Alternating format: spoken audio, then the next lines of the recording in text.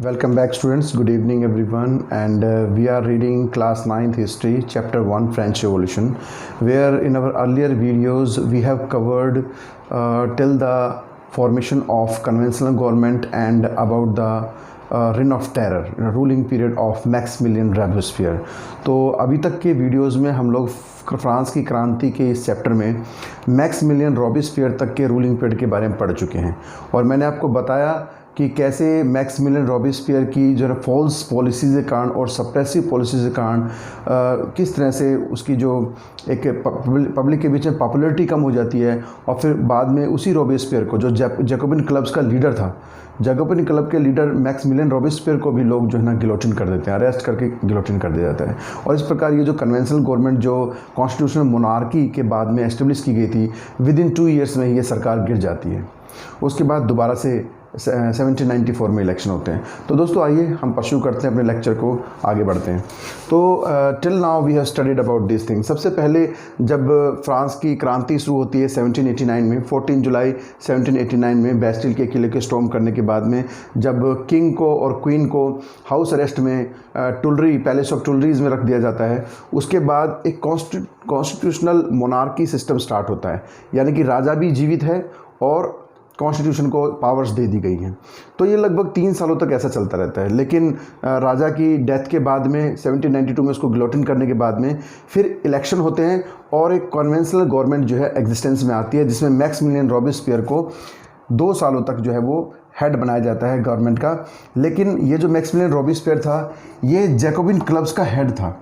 जितने भी Jacobian clubs थे, देखिए जैकोबिन क्लब्स के लिए बड़ा ही इंपॉर्टेंट क्वेश्चन बनता है कई बार, क्योंकि जैकोबिन क्लब्स का बड़ा इंपॉर्टेंट रोल रहा है फ्रेंच रिवॉल्यूशन में। जैकोबिन क्लब्स का बहुत इंपॉर्टेंट रोल रहा है। जैकोबिन्स ने बहुत सारे ऐसे आइडियोलॉजिकल चेंजेस वो फ्रांस की सोसाइटी में लेके आए, और इन्होंने अपना कल्चर में भी बहुत सारा चेंजेस किया। तो देखिए जैकोबिन्स ने क्या किया, जैकोबिन्स ने बहुत सारा कल्चरल चेंज लेके आए ये लोग। और ये जो जैकोबिन क्लब के मेंबर थे, ये ज़्यादातर थर्ड एस्टेट के लोग थे। थर्ड एस्टेट के जो लोग थे, ये इसमें कौन कंप्राइज करते थे? थर्ड एस्टेट के लोग ज़्यादातर थे। हालांकि इनके जो लीडर्स होते थे, वो कुछ लीडर्स तो फर्स्ट क्लर्जी और सेकंड जो नोबिलिटी एस्टेट से भी आते थे, लेकिन मैक्सिमम जो इनके जो मेंबर्स थे वो जैकोबिन क्लब के मेंबर्स जो थे थर्ड एस्टेट से आते थे, इसलिए काफ़ी पॉपुलर ग्रुप था। तो इसी का जो हेड था मैक्सिमिलियन रॉबिस्पियर, उसको हेड बनाया गया। इन्होंने कल्चरल चेंज भी लाने की कोशिश की जैकोबिन क्लब्स ने। एक तो इन्होंने नेशनलिस्टिक फीलिंग्स को जगाया। जैकोबिन क्लब्स ने क्या किया? नेशनलिज्म को स्प्रेड किया, ओके, इक्वेलिटी को शाउट करने की कोशिश की, ओके, डेमोक्रेटिक गवर्नमेंट एस्टेब्लिश करने की कोशिश की। तो बहुत बड़ा रोल है। इन्होंने इक्वेलिटी स्थापित करने की कोशिश की, डेमोक्रेटिक गवर्नमेंट एस्टेब्लिश करने की कोशिश की, मोनार्की को एबोलिश कर दिया, मोनार्की को इन्होंने एबोलिश कर दिया। इसके अलावा इन्होंने कल्चरल चेंजेस क्या लाना शुरू किया? एक तो इन्होंने जो है बहुत ही पैट्रोटिक, बहुत सारे सॉन्ग्स बनाए गए और पैट्रोटिक फीलिंग्स जगाई गई लोगों के अंदर, फ्रेटर्निटी की फीलिंग जगाई गई। फ्रेटर्निटी मतलब भाईचारा जगाया गया, क्योंकि सबकी प्रॉब्लम्स कॉमन थी। जब देखिए किसी एक बड़े ग्रुप में जब लोग रह रहे हैं और सबकी कॉमन प्रॉब्लम होती है, जब सबका एक ही कॉमन कोई एनिमी होता है, तो वो सब आपस में क्या होते हैं, ग्रुप में जो है अपने आप को संगठित कर लेते हैं, यूनिफाइड हो जाते हैं। इसी तरह का जो माहौल फ्रांस में बन गया था। तो इन जैकोबिन क्लब्स के लोगों ने अलग अलग एरियाज़ में, पूरे फ्रांस के अलग अलग एरियाज़ में वुमेंस ने भी जैकोबिन क्लब्स को ओपन किया, ठीक है। तो इन सब ने अपने एक भाईचारे की भावना जाग गई इनके अंदर, और इन्होंने अपने कल्चर को भी बदलना शुरू किया। कैसे? जो एरिस्टोक्रेटिक लोग थे, देखिए जो एरिस्टोक्रेटिक लोग थे, उनका जो पहनावा था, इन्होंने उस पहनावे का विरोध किया। जो एरिस्टोक्रेटिक जो वुमेन थी, वो बहुत ही जो है टाइट क्लोथिंग जो है पहना करती थी, और जो मेल थे, जो एरिस्टोक्रेटिक पीपल थे, नोबल पीपल थे, वो घुटनों तक के बूट पहना करते थे और नी ब्रीचेज पहना करते थे। नी ब्रीचेज क्लोथ्स पहनते थे। नी ब्रीचेज क्या होता है? घुटनों तक की स्कर्ट जैसी, जैसे आपने देखा होगा ना, ब्रिटेन की जो बैंड है, आर्मी का बैंड है, वो स्कर्ट्स पहनते हैं, और वो स्कर्ट पहन करके उनका ये ड्रेस कोड है। लेकिन ये अमीर लोगों का, एरिस्टोक्रेटिक लोगों की पहचान होता था। तो इन्होंने क्या किया कि नी ब्रीचेज पहनना बंद कर दिया। तो उन्होंने नई ड्रेस पहननी शुरू की। नई ड्रेस कैसी? उन्होंने लंबी लंबी ट्राउजर्स पहनी, धारी वाली जो है लंबी लंबी ट्राउजर्स पहनना शुरू किया। क्यों शुरू किया? ताकि वो लोगों को बता सकें कि हम जो है ये जो नी ब्रीचेस वाले लोग हैं, हम उनके अगेंस्ट हैं। अपने आप को एक सिम्बलाइज करने के लिए, अपने आप को यूनिफाई करने के लिए, एक पहचान बनाने के लिए वो लोगों ने 2 चीज़ें जो है करना शुरू किया जैकोबिन क्लब के लोगों ने। एक तो नी ब्रीचेस को इन्होंने बायकॉट कर दिया, इन्होंने बॉयकॉट कर दिया, नी ब्रेचेस पहनना छोड़ दिया और लॉन्ग ट्राउजर्स पहनना शुरू कर दिया। दूसरा, इन्होंने एक कैप पहनी, रेड कैप पहनना स्टार्ट किया। क्या स्टार्ट किया? एक रेड कैप इन्होंने पहननी स्टार्ट की। तो इस तरह के कल्चरल चेंजेस भी जो है आने शुरू हो गए। तो जैसे मैंने आपको बताया था कि जब ऑस्ट्रिया और जर्मनी के साथ इनकी बैटल होती है, मैक्सिमिलियन रॉबिस्पियर जब वॉलंटरली लोगों को इनवाइट करता है आर्मी ज्वाइन करने के लिए, तो लोग अपने देशभक्ति गीत गा रहे हैं और चले आ रहे हैं पेरिस की तरफ और बॉर्डर्स की तरफ जा रहे हैं, आर्मी में भर्ती होना चाहते हैं। तो फिर ऐसे ही वहाँ पे इसी लड़ाई के दौरान एक मार्सेल्स करके पेरिस से दूर एक मार्सेल्स करके जगह है, ठीक है, साउथ फ्रांस में, ठीक है। तो वहाँ मार्सेल से जो लोग आए वो बहुत ही सुंदर एक गाना उन्होंने जो गाते हुए जो आ रहे थे, वही गाना आगे जाकर क्या कहलाया? मार्सेलस कहलाया। मार्सेलस क्या है आज के प्रेजेंट डे में ये मार्सेलस जो है फ्रांस का राष्ट्रगान है। जैसे हमारा नेशनल एंथम होता है ना, ये उनका नेशनल एंथम है। तो देखो मार्सेल्स के बारे में बात क्लियर हुई। कल्चरल क्या चेंजेस आ रहे हैं? नी ब्रेचेस पहनने छोड़ दिए, और जो नी ब्रेचेस पहनने छोड़ दिए और नए तरह के कपड़े जो पहनने शुरू किए उनको कहा गया सैन कुलोटस। क्या कहा गया? सैन कुलोटस। तो ये जो सैन क्लोटस थे, ये कौन लोग थे? इन्होंने अपने आप को बोला कि हम सैन क्लोटस हैं, यानी हम अमीर लोग नहीं हैं, हम एरिस्टोक्रेटिक लोगों का विरोध करते हैं, हम बॉयकॉट करते हैं उनके कपड़ों का। जैसे इंडिया में क्या हुआ था, जब नॉन कॉपरेशन मूवमेंट इंडिया में गांधी जी जो है इंट्रोड्यूस करते हैं, तो उन्होंने विदेशी कपड़ों को पहनना छोड़ दिया, फॉरेन ट्रेड को बॉयकॉट किया और खादी को अपनाया, चरखे को अपनाया।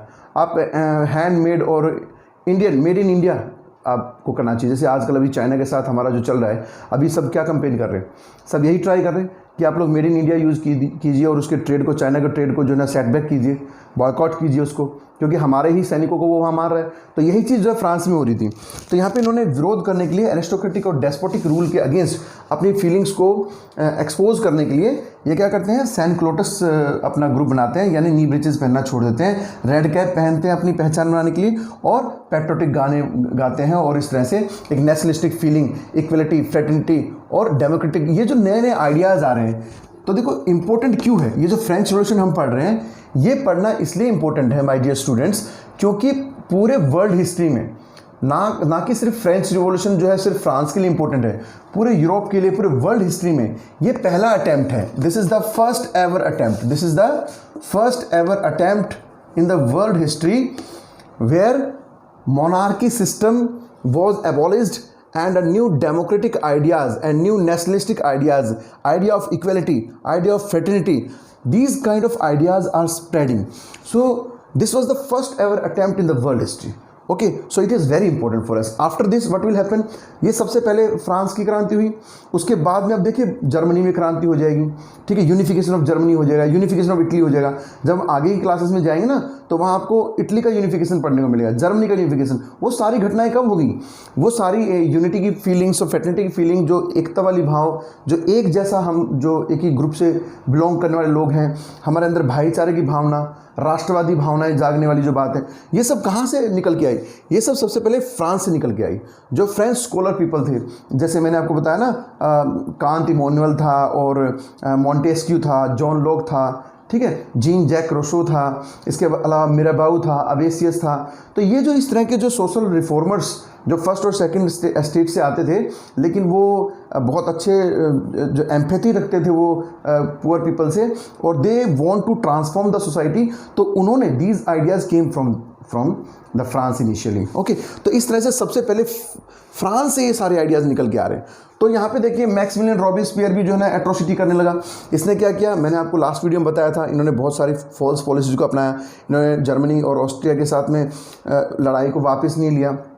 दूसरा, राशनिंग कर दी इसने ब्रेड के लिए, वाइट फ्लोर को तो बैन ही कर दिया इन्होंने, और किसानों को क्या बोला कि अपनी पहली फसलों को जो है शहरों में भेजो, फिर गवर्नमेंट डिसाइड करेगी, उसकी राशनिंग करेगी अकॉर्डिंग।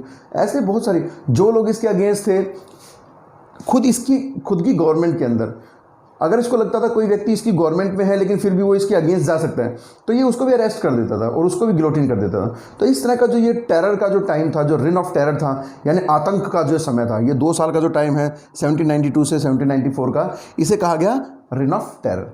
अब लोग इससे परेशान हो गए। तो देखो इसमें एक चीज़ और हुई थी, इसके साथ साथ एक कंटेम्प्रेरी टाइम पे एक चीज़ और हो रही थी। देखिए ये जो पुअर पीपल हैं, थर्ड एस्टेट के जो लोग हैं, ये इनको सपोर्ट मिला हुआ था, कहाँ से? फर्स्ट स्टेट और सेकंड स्टेट के कुछ जो बुद्धिजीवी थे, कुछ स्कॉलर लोग थे, वो इनको सपोर्ट करते थे, फाइनेंशियली वो सपोर्ट करते थे। देखिए इंडिया में भी ऐसे ही हुआ। गांधी जी कोई गरीब परिवार से नहीं थे, गांधी जी एक बैरिस्टर, एक लॉयर थे। ऐसे ही सुभाष चंद्र बोस कोई गरीब फैमिली से नहीं थे, वो भी बहुत बड़े अपनी खुद की फाइनेंशियल रिसोर्सेज से उन्होंने आर्मी स्टैंड कर दी थी। भगत सिंह कोई बिल्कुल लो ग्रेड फैमिली से नहीं थे, वो अच्छी फैमिली से बिलोंग करने वाले लोग जो है वही क्रांति को अंजाम देते हैं। देखिए क्रांति गरीबों को इकट्ठा करना, उनकी भावनाओं को जोड़ देना, उनमें राष्ट्रवाद की भावना जगा देना और उनकी एक भीड़ इकट्ठी करना एक अलग बात है। आप प्रभावशाली भाषण दीजिए, भीड़ आपके पीछे इकट्ठी हो जाएगी। लेकिन जो लीडर होते हैं वो ज़्यादातर बुद्धिजीव होते हैं, स्कॉलर पीपल होते हैं, नॉन पर्सन होते हैं, जो पूरे दुनिया में घूमते हैं, जो बुक्स को स्टडी करते हैं, उनको पूरा वास्ट, जिनकी जो ना बहुत आगे तक की सोच होती है, वही लोग ये काम करते हैं। तो यहाँ पे क्या हुआ, रॉबिस्पियर जो था वो जब जैकोबिन क्लब का लीडर था, तो फर्स्ट और सेकेंड स्टेट के लोगों ने राजा की डेथ के बाद उसको एक मौका दिया। ठीक है, जैसे मान लो कि अभी हम किसी केजरीवाल का उदाहरण ले लेते हैं। जब उन्होंने बहुत सारी गवर्नमेंट के बारे में बताया कि भाई मैं जो है ना इतना कुछ, जब फंड जो है ना गवर्नमेंट का वहाँ स्विस बैंक में है और ऐसा करना चाहिए, इतना फंड आ जाएगा, इतना पैसा, तो लोगों को लगता है कि एक मौका देना चाहिए। तो फिर यही हुआ रॉबिस्पियर के साथ, उसको मौका दिया गया, लेकिन वो अपने पोजीशन पे जो है सही ढंग से एफिशिएंटली वर्क नहीं कर पाया और उसकी सारी सप्रेसिव पॉलिसी के कारण उसको गिलोटिन कर दिया गया। अब क्या हुआ कि सेकंड और फर्स्ट स्टेट के जो लोग थे, जो नोबल पीपल थे, दोबारा से पावर, जो जैकोबिन क्लब के पास जो पावर गई थी गवर्नमेंट को रन करने की, अब उनको रियलाइज़ होने लग गया लोगों को कि फर्स्ट और सेकंड स्टेट के लोग ही कैपेबल हैं। तो धीरे धीरे क्या होगा, दोबारा से जो डेमोक्रेटिक गवर्नमेंट स्ट्रक्चर में आई थी उसमें दोबारा से किसका प्रभाव बढ़ने लग गया, फर्स्ट और सेकंड स्टेट के लोगों का प्रभाव उसमें बढ़ने लग गया। तो यही हुआ, जैसे ही मैक्सिमिलियन रॉबिस्पियर को गिलोटिन किया जाता है तो नेक्स्ट जो गवर्नमेंट बनेगी, इलेक्शन होते हैं और इसमें ज़्यादातर रिप्रेजेंटेटिव जो इलेक्ट होकर के आएंगे वो फर्स्ट और सेकंड स्टेट के लोग ही आएंगे, जिनको लोगों ने अपनी कंसेंसस से जिनको इनोसेंट समझा, जिनके प्रति लोगों को भरोसा था, ठीक है, उन लोगों को अब फर्स्ट और सेकंड स्टेट के लोगों को इलेक्ट करके दोबारा से एक नई गवर्नमेंट बनाएगी, एक नई कन्वेंशन गवर्नमेंट बनाएगी। और अब क्या चेंजेस किए गए, अब यहाँ पे गवर्नमेंट बना करके दो चेंजेस किए जाएंगे। देखो, एक तो किसी सिंगल पर्सन के हाथ में जो है ना पूरी पावर नहीं दी जाएगी, क्योंकि they had seen the consequences when the powers, all the powers are vested in a single person, hand of the single person, then what was happen? So it used to happen that he will start to use, he will become corrupt, you know. Sometimes it is said that some power corrupt the person up to some extent, and absolute power corrupt the person absolutely. So this happens. So now according to the experience of life, the people now started to think that now we will not give the power in the hand of single person. तो वो एक आदमी के हाथ में अब power नहीं देंगे। अब वो क्या करेंगे कि जो नई गवर्नमेंट होगी उसके लिए एक डायरेक्टरी एस्टेब्लिश की जाएगी, यानी अब एक इंसान के हाथ में पूरी पावर नहीं होगी गवर्नमेंट को रन करने के लिए, अब 5 लोगों की, 5 डायरेक्टर्स की एक डायरेक्टरी बना दी जाएगी। ठीक है, अब कोई एक व्यक्ति नहीं होगा, 5 लोग मिल करके शासन करेंगे, रूल चलाएंगे, ठीक, गवर्नमेंट को रन करेंगे। तो इसलिए इसको, क्योंकि 5 लोगों के 5 डायरेक्टर्स इस गवर्नमेंट को चला रहे हैं, इसलिए इसको बोला गया डायरेक्टरी रूल। अब ये 4 सालों तक चलेगा, 1795 से 99 तक। तो एक तो ये चीज़ की गई, और सेकेंड चीज़ क्या की गई कि इन 5 मेंबर्स को सपोर्ट करने के लिए बाई कैमरल स्ट्रक्चर को अडॉप्ट किया गया। बाई कैमरल स्ट्रक्चर, ये बाई कैमरल स्ट्रक्चर क्या होता है, वैसे तो आपको मालूम होगा, क्योंकि बाई कैमरल तो ये तो आपने अभी तक स्टडी कर लिया होगा, 7th 8th में आ जाता है ये तो। बाई कैमरल क्या होता है, यहाँ पे 2 हाउसेज वाला एक पार्लियामेंट बनाई जाएगी। ठीक है, तो जो नई पार्लियामेंट बनाई गई उसमें 2 हाउस बनाए गए, और ये 2 हाउस जो बनाए गए, 2 लेजिस्लेटिव काउंसिल जो बनाई गई, ये किसको हेल्प करेगी, ये डायरेक्टर्स को हेल्प करेगी। तो देखिए मैक्सिमिलियन रॉबिस्पियर के बाद में डायरेक्टरी रूल स्टार्ट हो जाता है, और उसका फीचर्स क्या है कि वहाँ पे 5 लोग, 5 डायरेक्टर्स रूल करेंगे, यानी कि किसी एक सिंगल पर्सन के हाथ में पावर नहीं होगी। दूसरा, बाई कैमरल सिस्टम को अडॉप्ट किया गया। अब ये 4 सालों तक तो ऐसा चलता है, लेकिन अब यहाँ पे एक प्रॉब्लम क्रिएट हो जाएगी। अब यहाँ पे वही हायर क्लास और लोअर क्लास का ये जो डिफरेंसेस थे वो क्रिएट होने स्टार्ट हो जाएंगे। और ये जो 5 डायरेक्टर्स हैं ये एक्चुअली कहाँ से आते थे, फर्स्ट और सेकंड स्टेट से आते थे। तो ये जो हमारी जो काउंसिल एस्टेब्लिश की गई है ना, दो जो काउंसिल एस्टेब्लिश की गई हैं, ये और डायरेक्टर्स, इनके बीच में मतभेद रहेगा हमेशा, ये आपस में लड़ते रहते हैं। तो ये आपस में इतनी लड़ाई होती है इनके बीच में कि ना वो उनकी एडवाइस मान रहा है, ना इस तरह का एक जो है बिल्कुल भी एस्टेब्लिश नहीं हो पा रहा है, एक स्टेबल गवर्नमेंट स्थापित नहीं हो पा रही है। इसका कॉन्सिक्वेंस क्या होगा, अब जब डायरेक्टरी भी जो है ना रूल को नहीं चला पा रही है, तो इसका कॉन्सिक्वेंसेस ये होगा कि 1799 में यहाँ गवर्नमेंट का तख्ता पलट हो जाएगा, एक कू हो जाएगा। कू क्या होता है, COUP, इसे बोलते हैं कू। कू मीन्स तख्ता पलट, गवर्नमेंट का तख्ता पलट हो जाए। कौन करेगा ये तख्ता पलट? तो देखो, वर्ल्ड की हिस्ट्री में एक बड़ा ही इंपॉर्टेंट नाम है, Napoleon Bonaparte. Napoleon Bonaparte France का बहुत बड़ा एक योद्धा। देखिए इसके बारे में, ये फ्रांस में बड़ा फेमस था, बड़ा पॉपुलर था। मैंने जब मैक्सिमिलियन रॉबेस्पियर ने अपनी आर्मी जर्मनी और ऑस्ट्रिया को जीतने के लिए भेजी थी ना, तो वहाँ पर ये जो लीडर था, ये काफ़ी यंग और बहुत ही पावरफुल और बहुत ही गुड मतलब आर्मी कमांडर था। ये कभी किसी बैटल में नहीं आ रहा। ऐसा माना जाता है कि नेपोलियन ने अपनी ज़िंदगी में 100 लड़ाइयाँ लड़ी और वो 100 में कभी नहीं आ रहा, हमेशा जीतता रहा। तो फ्रांस की जनता नेपोलियन की बड़ी रिस्पेक्ट करती थी, क्योंकि उसने अपने देश से बाहर जा करके अपने देश के सम्मान को वापस लौटाया। जो फ्रांस लुई 16 और उसके फादर्स के टाइम पे हमेशा हारता था, अब नेपोलियन ने क्या किया, नेपोलियन हमेशा जीतता था। तो इससे क्या था, नेपोलियन पर लोगों को भरोसा था। तो ये नेपोलियन अब जब डायरेक्टली रूल नहीं कर पा रही है और आपस में कौंसिल और डायरेक्टरी में जो आपस में मतभेद है, तो इसका फ़ायदा उठाएगा नेपोलियन। और नेपोलियन क्या करेगा, 1799 में कू कर देगा, तख्ता पलट कर देगा, गवर्नमेंट को डिसमिस कर देगा और खुद अपने हाथ में पूरी गवर्नमेंट की पावर को ले लेगा। और इस प्रकार 1799 से लेकर के 1799 से 1804 तक ये बहुत सारी चीज़ों को ठीक करता है। उसके बाद 1804 में ये जो 4-5 साल है ना, इसमें तो ये अपने आप को एम्परर घोषित नहीं करता है। अभी तो ये अपने आप को बोला कॉन्सुलेट। क्या बोलेगा अपने आप को? कॉन्सुलेट। यानी बोला है कि मैं जनता का सेवक हूँ। तो ये 4 लोग जो है ऐसे होते हैं, एक तो खुद नेपोलियन, वो अपने नीचे वो 3 लोगों को बैठाता है, 1 2 3, तो ऊपर सबसे टॉप पर रहेगा नेपोलियन। तो ये 4 जो कॉन्सुलेट्स थे, यानी कि लोगों के सेवक, ये 4 लोग जो है 5 सालों तक रूल करेंगे। बहुत सारे रिफॉर्म्स लेके आएंगे, स्कूल्स ओपन करेंगे, चर्च की ज़मीन को वापस करेंगे और इक्वल डिस्ट्रीब्यूशन करेंगे, प्राइवेट लैंड्स का अधिकार दे दिया जाएगा, राशनिंग को ख़त्म कर दिया जाएगा और बहुत सारे जो ना कॉमन रिसोर्सेज लाइक जैसे कि कॉलेज ओपन करना, गर्ल्स के लिए बहुत सारे कानून बनाए गए, ठीक है, तो वुमेन के लिए अपलिफ्टमेंट के लिए बहुत सारे कानून बनाए जाएंगे। ये सारे काम नेपोलियन करता है। उसके बाद 1804 में नेपोलियन अपने आप को एम्परर ऑफ द फ्रांस घोषित कर देता है।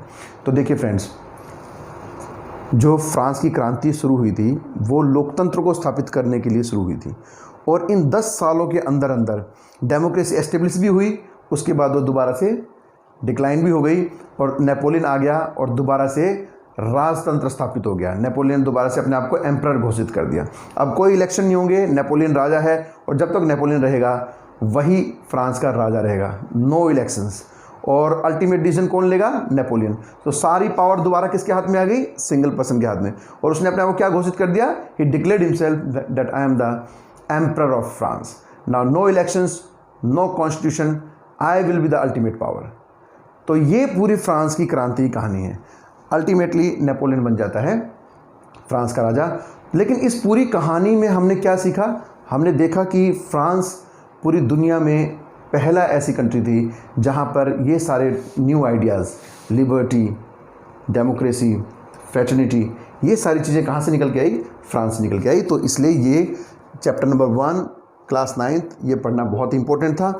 इसमें अगर अब थोड़ा बहुत जो 2-3 चीज़ें बाकी बच गई हैं वो हम अपने नेक्स्ट लेक्चर में करेंगे, जिसमें हम वुमेंस के बारे में थोड़ा जानेंगे और कुछ टर्म्स के बारे में जानेंगे। कुछ इंपॉर्टेंट टर्म्स इसमें रह गए हैं और वुमेंस के बारे में क्या क्या कुछ किया फ्रांस में। और नेपोलियन ने एम्परर बनने के बाद में, यानी कि डायरेक्टरी रूल को ख़त्म करने के बाद में, रिप्लेस करने के बाद में क्या क्या चेंजेस ही ब्रॉट और he transformed in the French society. So see you students, meet you.